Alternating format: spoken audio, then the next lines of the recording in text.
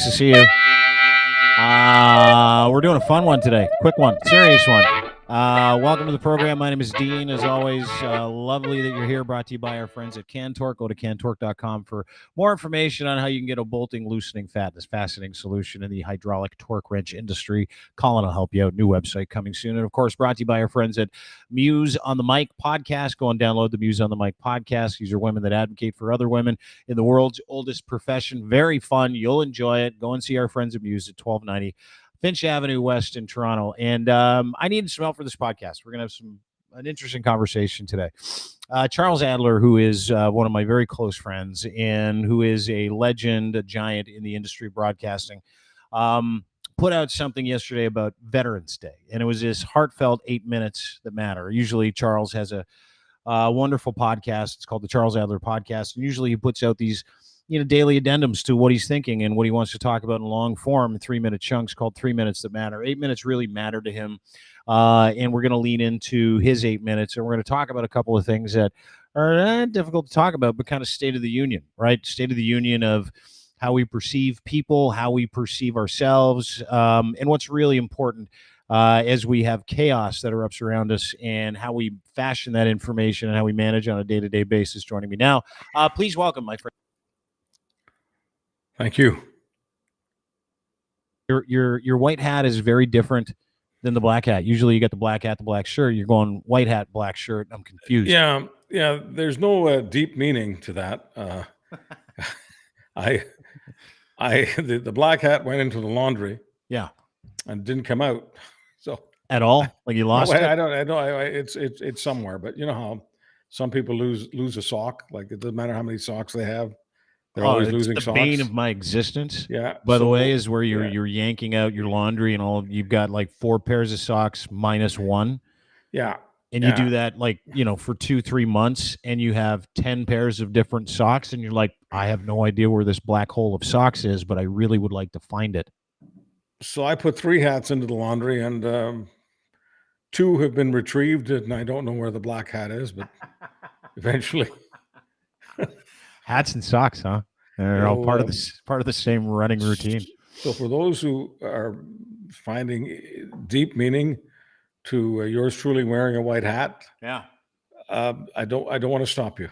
Chuck, no, dude, go with it. You're the white hat version of every other media person in this country. You're the only person with a soul in Canada. You should wear that white hat. It's like a way to protest against the Hmong that we see out there, which I'm sure we'll talk about today. But no doubt. Can we get to your 8 minutes real quick? Sure. Yeah. I want to encourage everybody to go and listen to it. At Charles Adler is where you can find it. It's on his Twitter feed. It's as well where you can get his fine podcast, Google, Apple, Spotify, etc. We just went through Veterans Day, and Remembrance Day up in here in Canada. In the United States, they call it Veterans Day, where we pay tribute to our war dead. You shared something in your 8 minutes. You've only, I've been fortunate enough to have I believe, a pretty intimate intellectual and emotional relationship with you, professional relationship with you. And you shared with me the stories, of your nightmares, and you shared that story in your 8 minutes. And it was, we just finished talking about it. I was in tears. I've watched it several times, the accountability with which you talk about something that has been bothering you your entire life. Can you get into that for me? Can we talk about that a little bit? Well, sure. I think one of the most difficult things for people to talk about, depending on what they've experienced, and you can experience trauma firsthand. You can also experience it through people that you love. In my case, through my parents who were Holocaust survivors. And one of the most difficult things about being alive is not feeling joy at times when everyone else around you is. And it gets beyond that. What's very, very difficult sometimes is feeling guilt for the opportunity of being alive. And I've been far more fortunate than any human being deserves to be in terms of my career, and people like Dean Blundell knocking on my door and asking me to join them. And so I've had a lot of phone calls over the years from people inviting me to join them in prosperous and prospering enterprises. And so on the one hand, I'm one very, very lucky person among the luckiest people on earth. But one of the things I guess that is somewhat difficult to talk about is there never has been an opportunity that's knocked on my door where I wasn't supposed to respond with a whole lot of joy, and I had to put it on. I had to fake a certain amount of joy because very often I didn't feel joyful. It wasn't that I wasn't grateful for the opportunities extended to me.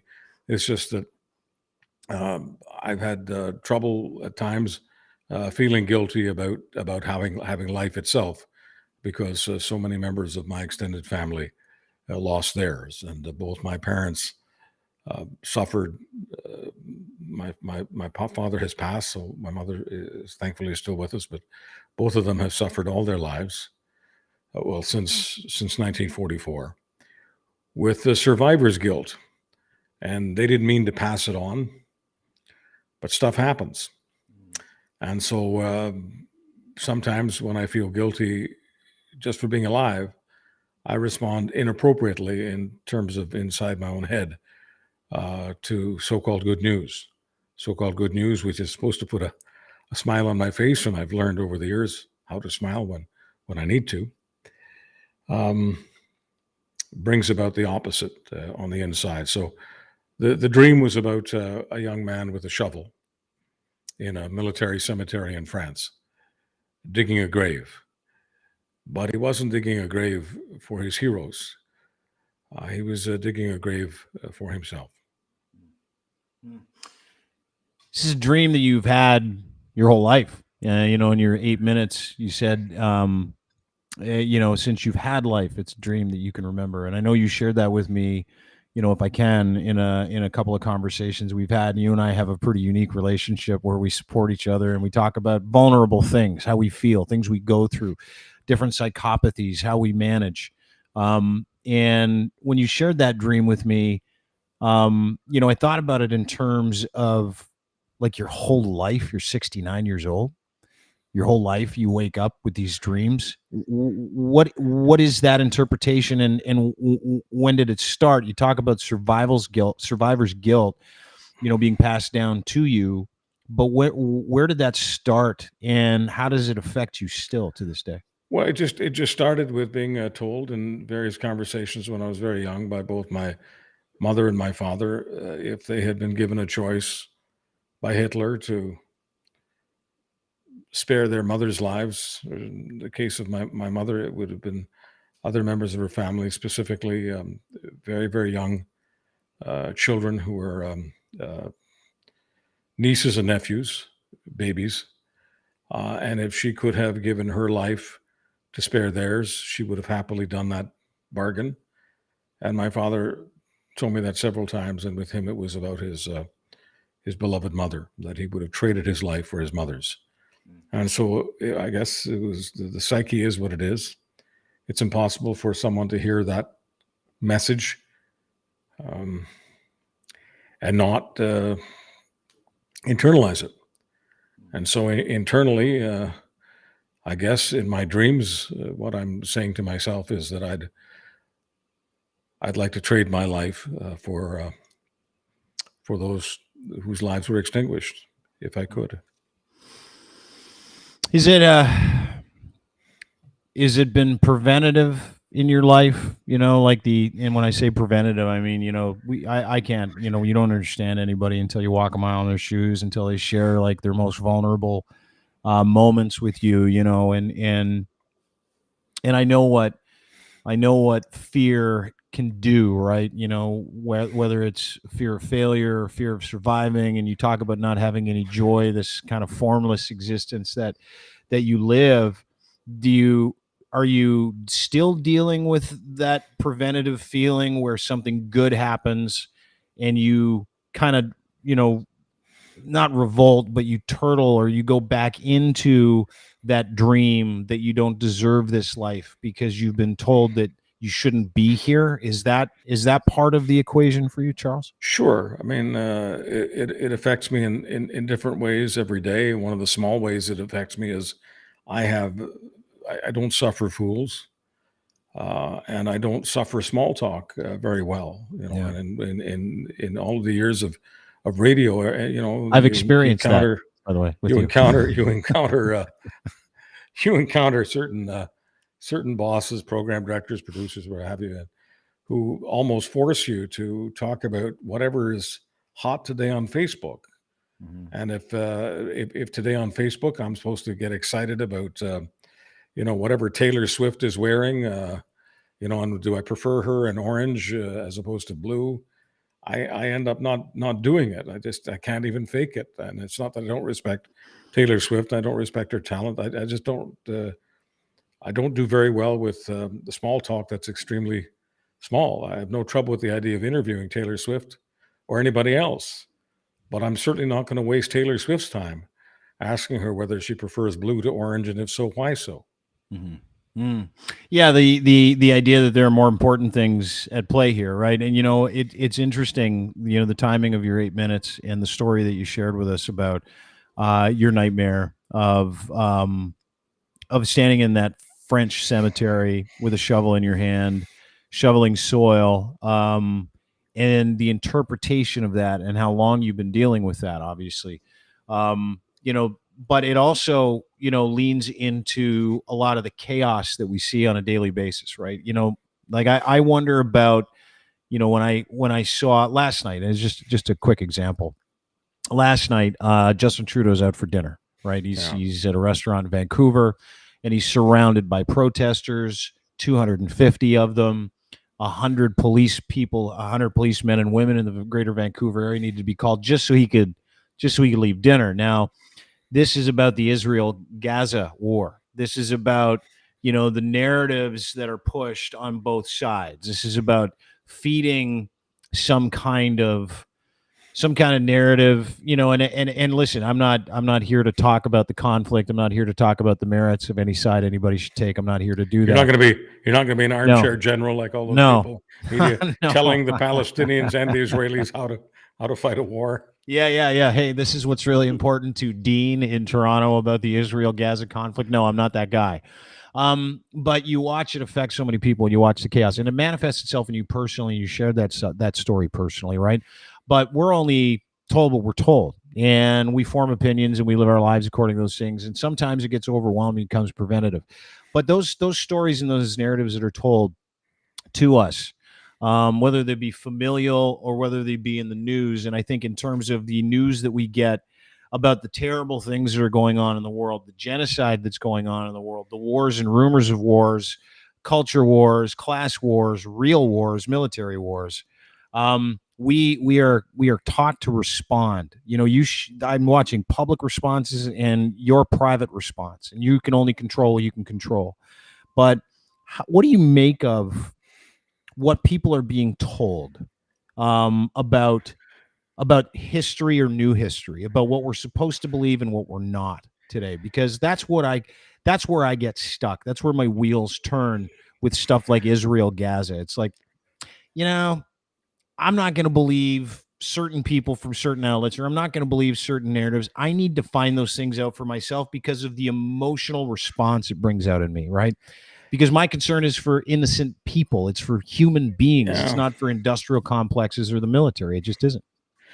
Well, the thing is that war has nothing to do with innocent human beings. And for people who pretend it does, and they keep talking about the rules of war, and all these different countries always talk about the rules of war. If any of those countries had ever obeyed those rules, they wouldn't have those countries. Countries go to war, and it's impossible to break things and people, which is what war is all about. You're breaking stuff and you're breaking people.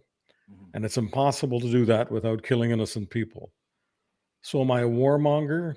No.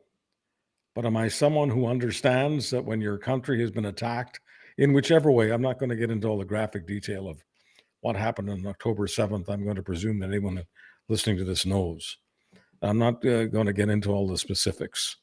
All I can say is, if any community in Canada is attacked the way those communities were on October 7th in southern Israel, every living soul in every one of these communities who survived the attack would demand that their community, their town, their province, their country, their military, defend them. That's the way the cookie crumbles. And it's impossible, in this case, for the Israeli military to defend that border, to defend the people in southern Israel from the threat coming from Hamas, located in Gaza, without killing a lot of Palestinians. And do I bleed for every Palestinian who is bleeding? Of course I do. Do I celebrate when I see pictures of dead Palestinian children? Of course not. Do I understand why some Palestinians want to dance in the streets when they've got the news that Israeli children have been killed? No, I don't understand it. And I can go at all this business about the culture of death and this and that, and get into what radical Islam is about, but just not interested. Mm-hmm. Not interested in that conversation. It's bizarre. But to take sides, in terms of the big picture, is borderline ridiculous. It's easy for me to say that you can't contextualize the attack on Israel. Well, of course you can. Of course you can contextualize it. There's a dispute there, and reasonable people have not been reasonable. The unreasonable people on both sides, on the Palestinian side and the Israeli side, the unreasonable people are in power. Mm-hmm. And when you have unreasonable people in power, horrible things happen. That's the story of history. It's got nothing to do with Gaza and Israel. It's about the depravity of the human condition, and it's on display here. And for those people who want to say that, this is the good side and this is the evil side, I'm sorry. I don't mean to get overly emotional here, but I wasn't allowed to be a child when I was a child. So I'm not going to allow myself to be a child now when it comes to war. I don't wish to be childish, and good and evil is frankly, much of the time when it's talked about in propagandistic terms, appeals to the child inside us. Mm-hmm. But there are horrible, horrible people on both sides of this particular dispute. And I just wish the damn thing would end. Mm-hmm. But it would be childish for me to think that it can come to an end quickly just because I wish it so. I wish for a lot of things. I am an idealist at heart, even though I have my sadness, and I think everyone now understands where some of that sadness is coming from. Mm. I'm an idealist at heart. I still hope for the best. I'm blown away by what the human condition has been able to achieve over the years in science, in art, in doing good for others. I am blown away how many people can go to their better angels in spite of all this crap that we have around us. But no, I'm not going to get sucked into this business of good and evil in Israel versus Palestine. Mm. Seems to be the modus operandi of the PR that we see on behalf of this war, right? Which is how do we activate people around the world for us, right? And without getting into going back to what I saw last night in Vancouver with Justin Trudeau being yelled at by 250 people screaming ceasefire, that's from people getting ginned up on social media. That's from people not understanding what's at stake. That's from people not having a stake in this, right? A lot, like you have a stake because you have a history and you have a recurring nightmare that is a result of Jewish people being murdered in the Holocaust, including your family. So, you have this incredible ability that not many people have to zoom out regardless of your personal nightmare, right? Well, let's talk about ceasefires. Okay. Let's talk about how absurd ceasefires are, and we can put it in context with World War II and the Holocaust. I mean, that's just so drop dead easy.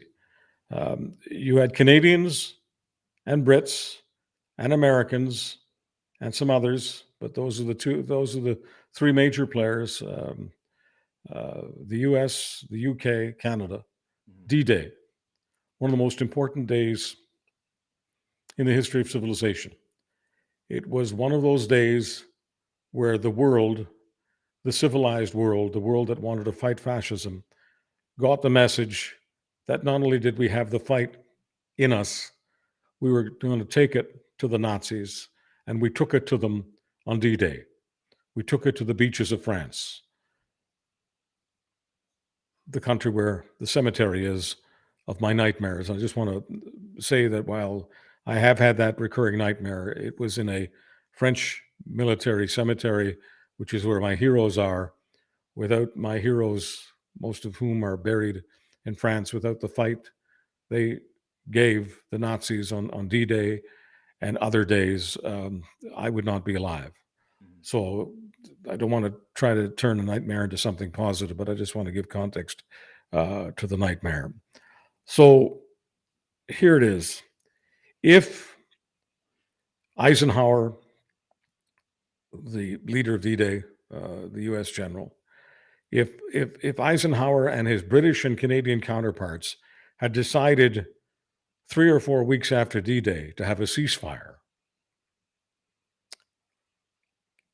I think, Dean, you and everyone paying attention to this would know precisely what would have happened. But in short, we would have lost the war and fascism would have won. So the idea of D-Day and all the days going forward was to defeat fascism. If you can defeat fascism in 3 weeks, wonderful, genius, wonderful. If you can disable Hamas within 2 or 3 weeks, wonderful. I wish it were so. I wish it could be done. But people around the world have got to understand something. There never has been a ceasefire within 2 or 3 weeks of a serious conflict, because the objectives in serious conflicts are to disable, dismember, to defeat the other side. It can't be done. You can't win a hockey game in 3 minutes. It takes 3 periods, and it takes a hell of a lot more than 3 weeks to fight a war. And if you don't believe that, then I'm sorry, you're involved in childishness. And this is not a childish conversation. This is an adult conversation. And so it bothers the hell out of me that many members of media want to involve themselves in being armchair generals and being childish in this business about the ceasefire. And as far as the protest, the demonstration in Vancouver against Justin Trudeau, I'm sorry, bullhorning F Trudeau and every other epithet about Trudeau, that is not a celebration of democracy. That is not a protest or a demonstration. That is something that is vile. And that is something that every political leader in this country should stand against. Democracy is larger than partisan politics. And partisan politicians should drop their partisanship and denounce that kind of activity. And I don't expect that Pierre Poilievre will, and I don't expect that Jagmeet Singh will, but I would have a hell of a lot more respect for those gentlemen if they were to do that. Yeah, I would too. Name I want to bring up, Vivian Silver, Canadian woman who worked tirelessly in Israel, lived in a kibbutz that was affected. She was kidnapped, worked tirelessly for Israeli-Palestinian relationships. She was an activist. She was found dead, murdered, tortured not long ago. People wondered where she was. She was one of those Canadian stories, one of those horrific Canadian stories to come out of October 7th. News articles about Miss Silver's death painted her as she died. You know, this woman just died. Yeah. There was this lack of commitment to truth, lack of commitment One of to them, truth. one of them certainly did. One of them really stuck out. It was a CTV, Yeah. a bulletin, a CTV news alert. You know, breaking news. Yeah. She died. Vivian Silver died, and she's been found. She went missing. I don't know who does these headlines, what they're thinking. I guess we're living in a world where people bend over backwards not to offend others. And so in trying not to offend anyone, they make fools of themselves. Yeah. She didn't go missing. She was murdered and she was burned. And I don't have to have much of an imagination. I don't expect anyone has to have one to know that if it takes 30 days to figure out who these remains belong to, you can just imagine what condition those remains were in. That's why it took that long. So she didn't go missing. She was murdered.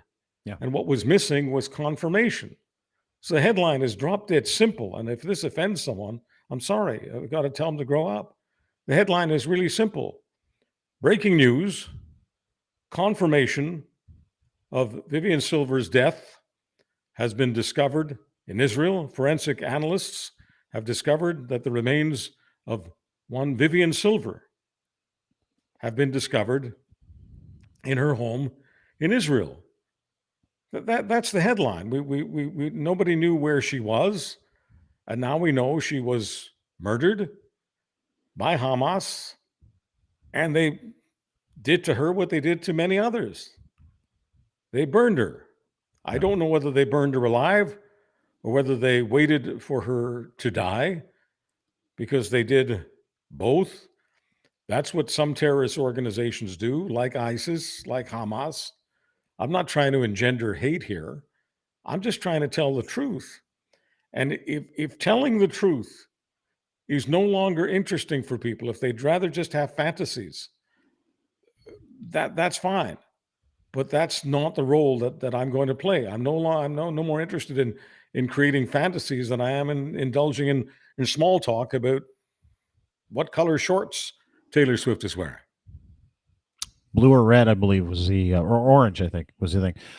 But you touch on something, and again, and the reason why I brought this up, and you use the word childlike or childish, right, is this inability to commit, and we talk about playing both sides for effect.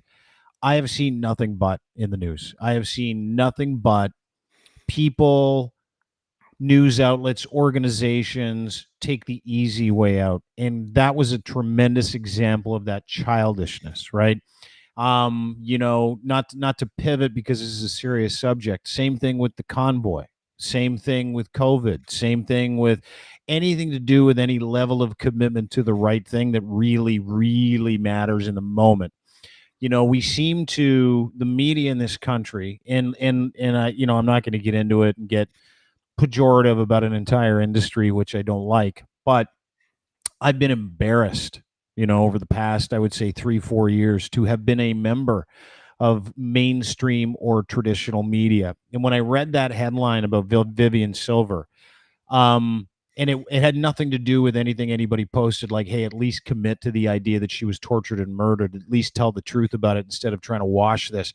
But the consistent washing of information that would be helpful to everybody in understanding what's at stake and what really is going on around us, and who the people are that we need to hold accountable, right? Like, I always thought that was the case with media. I always thought that they would, and then now I think about the internet, which I think is the greatest thing in the world, which is giving us the ability to get information out to people, to be honest about these things and have these conversations.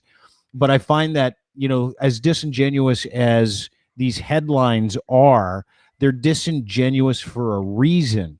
And it has not just led to a lack of respect for certain outlets and an industry together, but I've seen it also end up causing things like protests where people can't leave dinner, people are fighting, people are getting their eyes gouged. That happened last night in Vancouver. Protests that are erupting around the world over something that, generally speaking, the protesters don't have any historical information about. There's no education about these things, like nothing, right? What is it that you want to see? Because I truly believe you're one of the guiding stars in media in this country. What is it that you would like to see in terms of reporting or storytelling when it comes to being accountable to the truth, where this is concerned? I would simply want media professionals to follow the rules of the trade. If you don't have a reliable source, you don't have a story. You can't just go with the Gaza Ministry of Health, which is Hamas, and declare that everything they say is a fact. You can't do that. Yeah, but why are they unwilling to see, Chuck? And here's my question: why are they unwilling to commit if we all know Hamas is a terrorist organization? Like, watching people like dive bomb the idea that Hamas isn't a terrorist organization is is unbelievable to me. I see it all the time from reputable people because they they don't want to offend. They don't want to offend some people who are now part of the progressive movement. I mean, I laugh at the fact that for years, just because I had a feud with Jason Kenney and I'm not happy with the Conservative Party of Canada, and I basically think of myself as a progressive conservative, and people say, Chuck, leave it alone. Progressive conservatism is dead. You either join this Reform Party or you support this Reform Party now called the Conservative Party, or you're just SOL. Well, whatever. I mean, I'm a for many years, I just thought of myself as in Ontario terms, a Bill Davis conservative, in Alberta terms, a Peter Lougheed conservative. That was closest to my worldview. That was closest to my view that I'm an incredibly enthusiastic supporter of the private sector, of business, especially family business. That's the world that I come from. And I want a secure social safety net, because I realize that there are many inequalities in the world. No matter how much I want everyone to have equal opportunity and everyone to have the same access, I realize that some people get a better education than others. Some people get a better education on the street than others do at universities. Some people don't get educated. Some people are raised with ignorant people, and they blindly follow ignorant people, and they end up hitting a lot of walls. But I want people to have the basics. I want people to have basic health care. I want people to have a roof over their head. I want them to have food in their stomach. I want to have a society with a strong social safety net. And the only way to have that is to have a thriving private sector. So the only party that, in my mind, as I was growing up, made a lot of sense to me in terms of supporting both a strong social safety net and a strong private sector, the Progressive Conservatives. So whether it was provincial or federal, that's who I tended to support. And in the last number of years, I've been bickering with the Conservative Party of Canada, which I feel has left some of those progressive values in the ditch. And they have pandered to a lot of ugliness, to a lot of phobia, to a lot of hate, to a lot of religious fundamentalism. And so we've had our disputes. But because of that, because I've been very public about that, some people have thought, oh, Chuck's out there on the far left. He's this far left progressive guy. And I guess they find out I'm not a far left progressive guy, because I'm not part of all this pro-Hamas stuff that's going on, or this rationalizing of Hamas that's going on. If progressive now means rationalizing terrorism and pretending that terrorists aren't terrorists, like what, goodbye progressivism.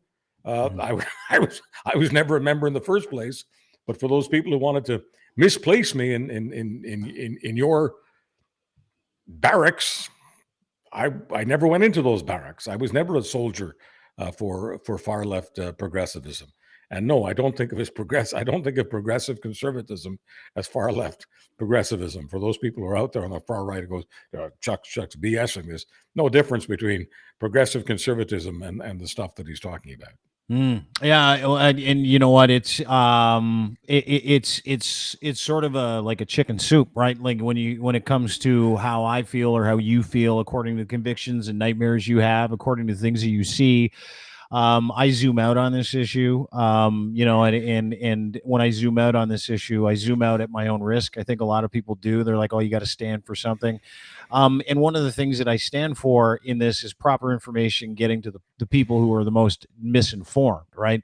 And there's got to be a better way to tell the story about the history of what's going on over there. But it seems to get choked off, and it gets choked off because a lot of political parties, and I've watched progressives use this as a way to virtue signal, and I've watched conservatives or traditionalists use this as a way to virtue signal. And I'd love your thoughts on it real quick, because I think that's what makes me the sickest about the human suffering that we see, is that to people in this country, depending on what media outlet you're running and what those relationships serve, what political party they serve, you will support said narrative, right? You will support whatever that narrative is. And that narrative usually is used as a cudgel. And so to see this as a performative based election issue for certain parties in this country, that's the part that makes me the sickest right now, when you see some of the visuals that are coming out of that area and you understand the history and you know what's at play. I get it. Like, I get why the Poilievres and the conservatives of this world are going hard on behalf of their narrative. And I get why progressives on the left are going hard after their narrative. But don't you find that childish and childlike as well, and gross? Well, the conservatives think they've won this big victory because Benjamin Netanyahu, the prime minister of Israel, scolded Justin Trudeau. And I just can't think of anything more ridiculous in the world. I mean, yes, part of it is my heritage speaking here, but my God, Benjamin Netanyahu's got people in his cabinet who are far, far, far right, who have been very open about thinking of Palestinians as I'm not going to use the words, but basically as subhuman. One of them, a person in the Benjamin Netanyahu cabinet, one of them has a picture of Baruch Goldstein up on his wall. Baruch Goldstein was this radical Jewish extremist who many years ago gunned down a score of Palestinian people worshiping in their mosque. And this asshole has a picture of Baruch Goldstein on his wall. And Benjamin Netanyahu has this guy in his cabinet. And so what am I supposed to sit here and say it's embarrassing for me to have Benjamin Netanyahu scold Justin Trudeau? I'm embarrassed as a Canadian. I don't give a rat's ass what Benjamin Netanyahu says about anything. Benjamin Netanyahu was even a tenth of who he thinks he is. We would never have had this attack on October 7th in the first place. And at some point, there'll be an inquiry in Israel that'll point its fingers with evidence right in the eyeballs of Benjamin Netanyahu, who for years has considered Hamas his friend, because helping to support Hamas in Gaza and supporting those who would support Hamas in Gaza made Palestinian governance lack credibility. And as long as Palestinian governance in Gaza lacked credibility, then the idea of the two-state solution lacked credibility.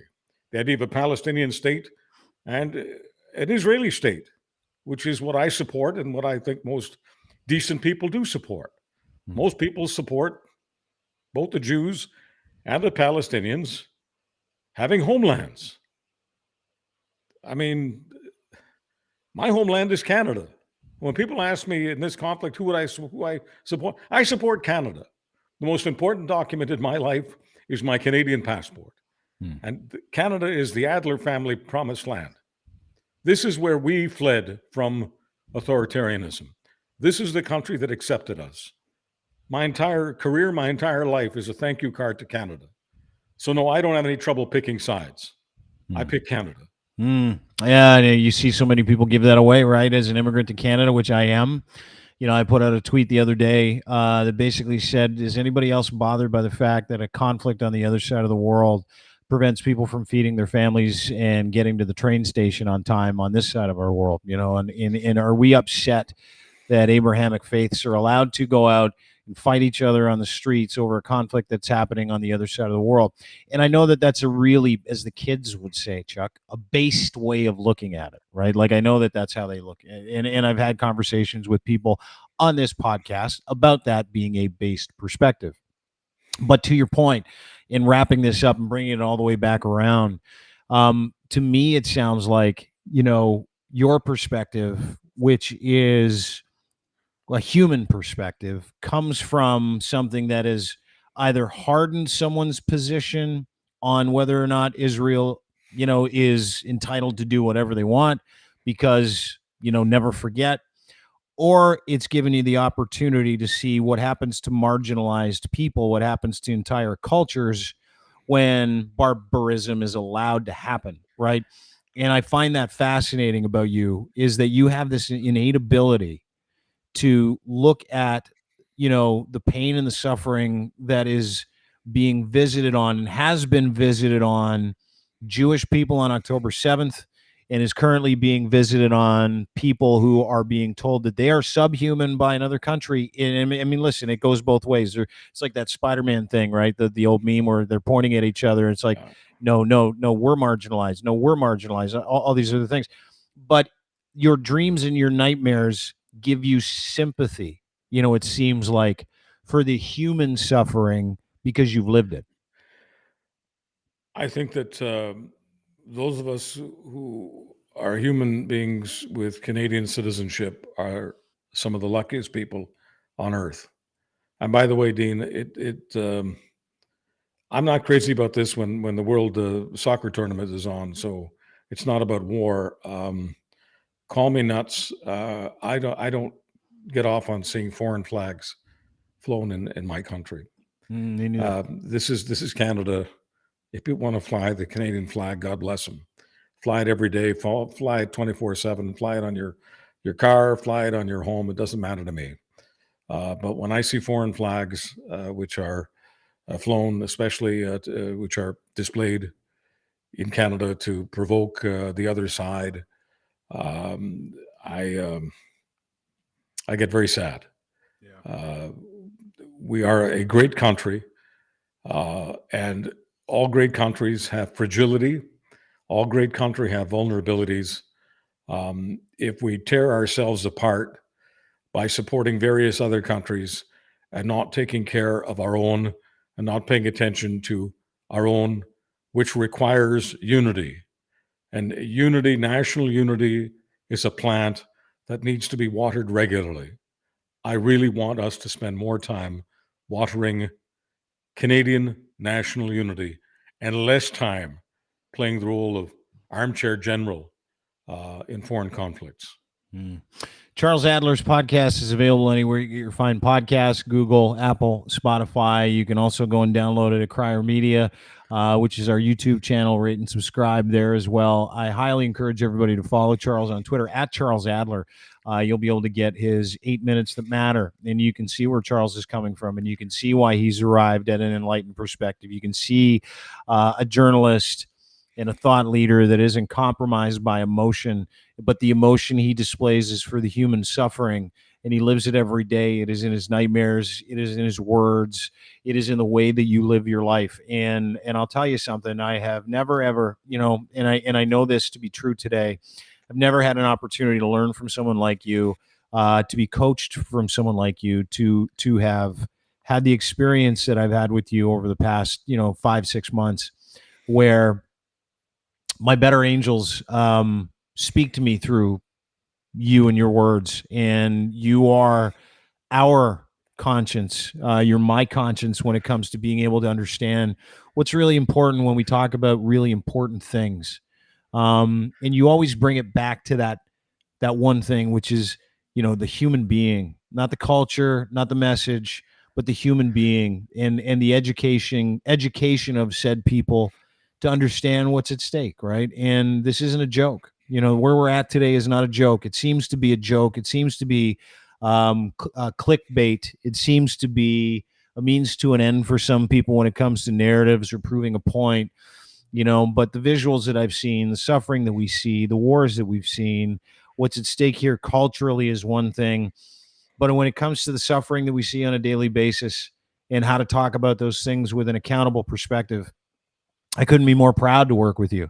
And I want to thank you for educating me and taking a minute to passionately, in a heartfelt way, educate people in a one-on-one way where you share a story with a person.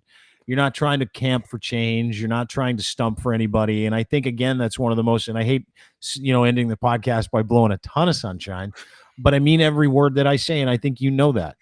Dean, let me just interrupt you, if you will, because I need for people to know that in terms of how I do what I do, it doesn't matter whether I'm writing a column or writing an essay for a podcast or having this conversation. It's always personal for me. And I know that even though people say that they require podcasting in their lives or TV, radio, whatever, for information, for knowledge, for entertainment, for distraction, whatever, I know this. For most of us, whether we admit it publicly or not, if we're asked by others, privately, inside our own hearts, which is where we reside, the neighborhood called the human heart, what we crave is companionship. What we crave is connection. So everything I say, whether it's spoken word or written word, it doesn't matter. It's always a personal message. It's from me to you, one-on-one, face-to-face. And the person in this business over all these years who understands me the best is the person that I'm sharing this platform with, Dean Blundell. He extended his heart to me. He extended his great mind, his beautiful mind to me.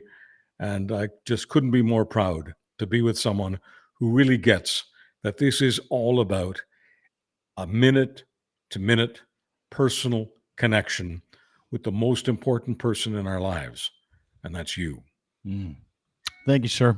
Thank you. I love doing these things with you, and I appreciate your time this morning. And I know it's cold in Winnipeg, and you got a trip to Costco to make, so I'll let you go. My mistress, Miss Costco. By the way, I think it's taste testing day at Costco. I'm pretty my sure God. Thursday. Yeah, you're gonna walk around the freezer corner and get a whole bunch of little cheesecakes. I wish there's snow out there, and I've got no weather tires. I'd feel more comfy if I had good snow tires. I may talk to Miss Uber about making sure that I get to Miss Costco safely. There's nothing better than having someone take you there and bring you home too. You don't have to they'll load it all for you and everything. Hey, dude, life hacks work too.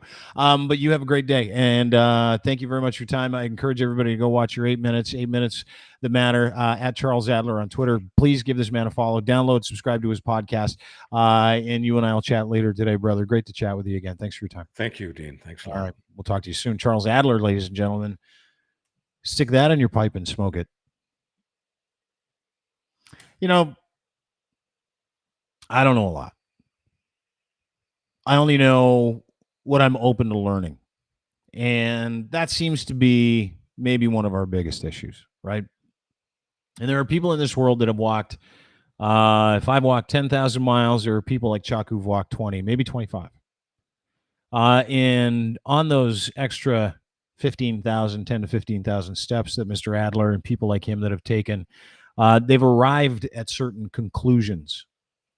And I identify with Charles's conclusions because he's arrived at conclusions that aren't based in any kind of mob mentality.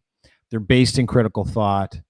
But more importantly, they're based in what is the right thing for my neighbor? What is the right thing for my family? What is the right thing for me?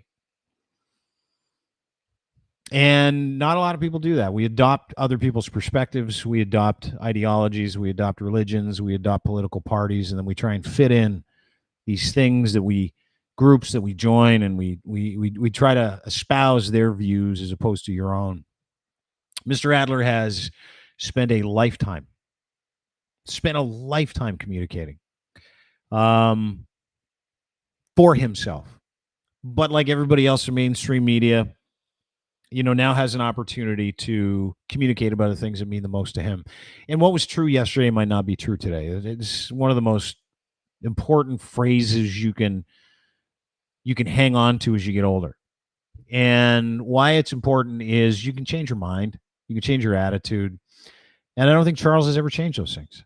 I think he's always been that person.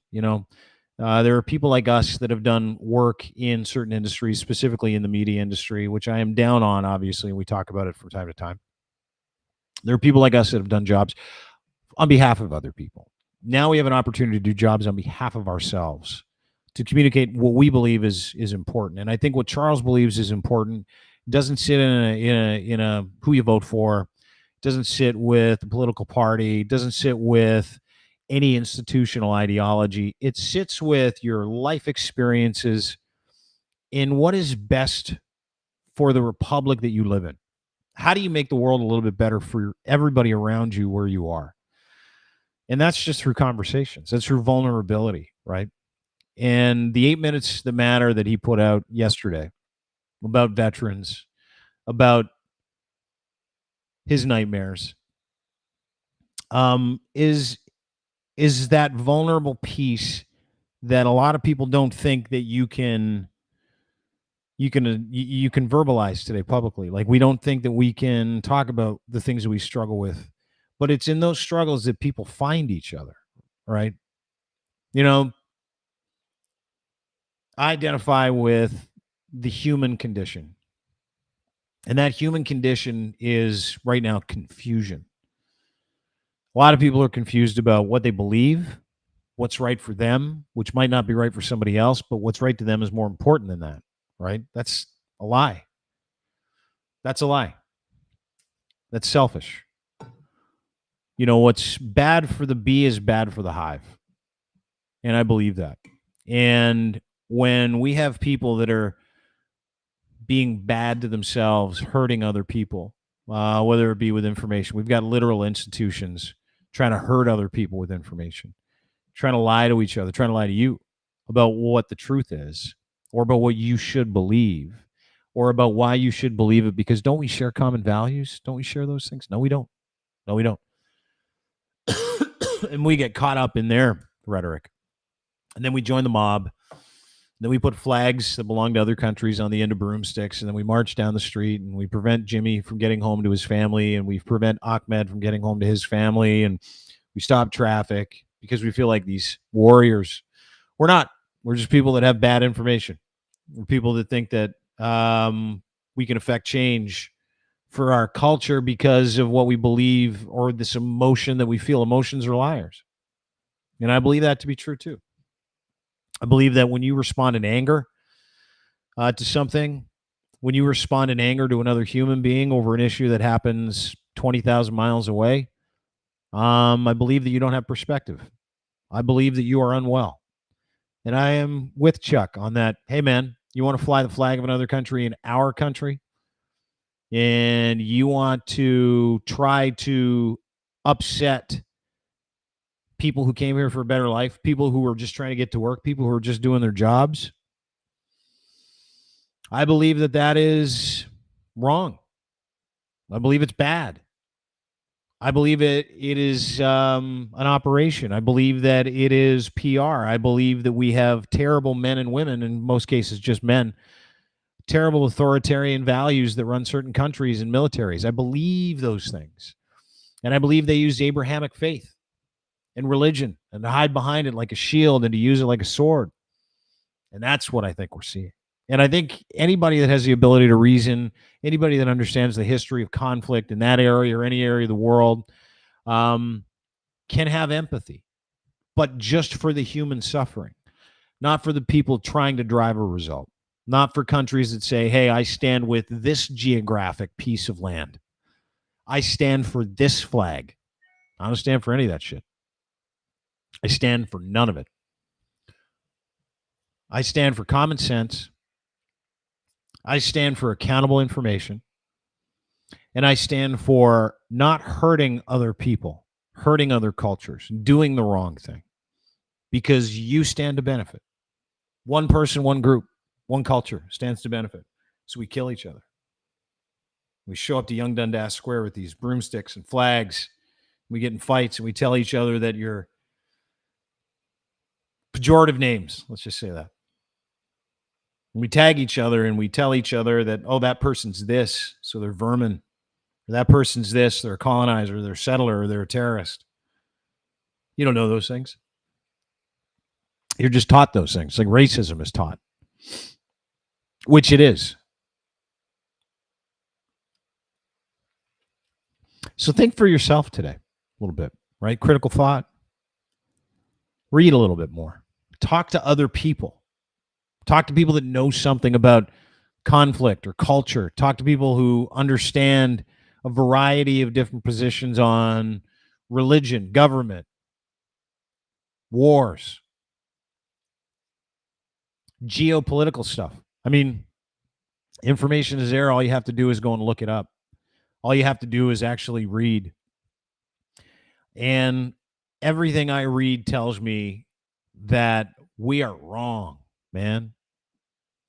The way we are responding to each other, not in kind, over a terrorist attack 20,000 miles away and the subsequent war that was started by said terrorist attack.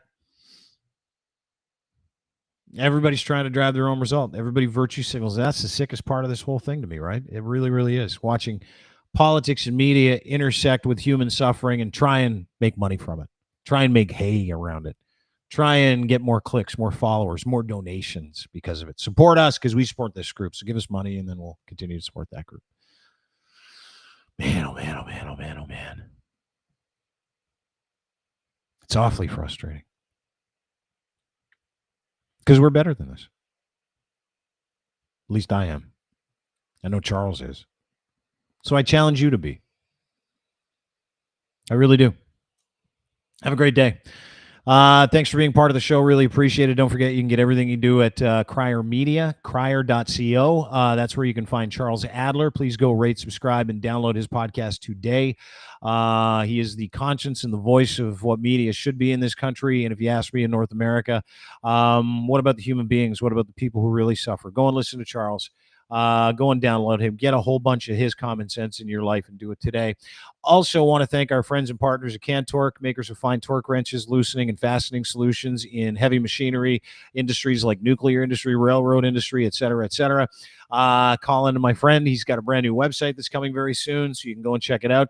Doesn't matter what application you need a bolting solution for, you will be able to find it at cantorque.com. Also, our friends at Muse Massage Spa. Go to Muse Massage Spa today if you're looking for some companionship and someone to give you a wonderful massage. Now, not only that, you can listen to their podcast. You got Emily and you've got the beautiful Riley. And they do a podcast, and it's called Muse on the Mic. It's a look inside sex work. It's a look inside the industry. It's a look inside the community.